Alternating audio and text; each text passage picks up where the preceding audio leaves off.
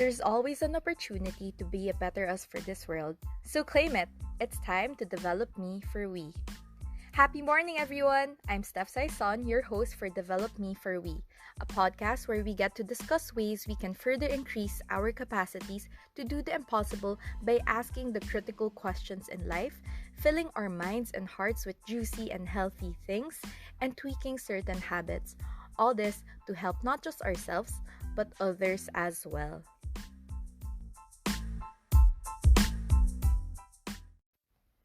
Getting to where I am now was definitely a long process. It wasn't just a revelation in one sitting, and I just went with it. Early January this year, I was in a retreat where I encountered the quote by Dr. John Haggai, founder and CEO of Haggai International, and he shared this quote: attempt something so impossible that unless God is in it, it's doomed to failure. Wow, right? I've been pushing myself, taking risks, going outside my comfort zone. But it's always with that knowledge that, yeah, I'll catch myself. I can do this. I'm pretty sure I won't fail.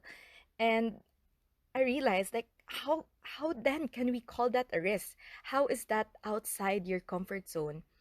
So realizing all that there's an outer layer of outside my comfort zone that I needed to take a leap of faith to really get outside my comfort zone. I also looked at my age. I'm at my early 20s, and the early 20s is definitely the best time to take as much risk as we can. What is the stage for? To learn as much as we can. And how can I be value adding in the work I want to be in if I continue to stay in a position where I have to be just going with the grind and act like I have a clue with what I'm doing?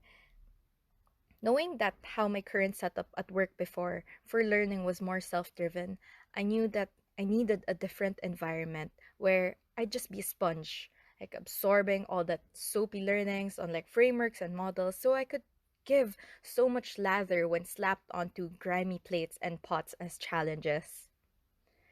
Knowing my long-term goal and where I was called to be in helped to make this decision as well.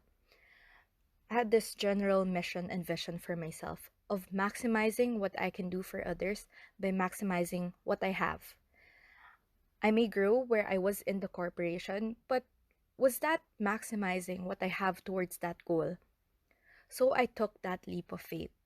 Some may think it was irrational and stupid even for throwing such a stable and good paying job to just learn and follow my passion. But passion came from the Latin word pati, which evolved to pasio, which meant suffering.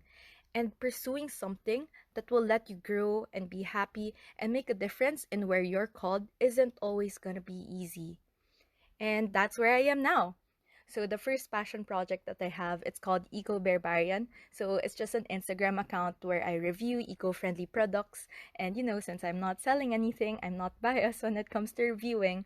And I like giving these information very concise that's unintimidating, because you know how it's so easy to just shove in the throats of people that, hey, this is all the information, you got to change now, you know what you're doing to the environment. But it gets so intimidating sometimes. That's why I just want to show and promote that transitions take time. It's not going to happen in a snap, and all of us can really be able to better adapt to an eco-friendly lifestyle. And the second one is where you are now, this podcast. So I just wanted to share what life has been teaching me. I'm not an expert at anything at all but myself and what I've been through. And if you find that helpful, I'm glad to have shared it. So to wrap this episode up, I invite you to type in your phones or grab an empty notebook lying on your desk, or even record talking to yourself in the car, whatever is apt in your situation. Here are some questions I'd like you all to ask yourself and try to answer. First, have you been staying in the inner layer of your outside the comfort zone?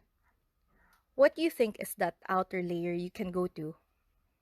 Second, are your current efforts now aligned to where, and more importantly, who you want to be in the future? What efforts do you need to do or even cut off to do and be so? I pray you all take the time to think through your answers to these critical questions. Don't forget that we all need to make the time to take the time. See you guys in a few days for the next episode. Happy morning!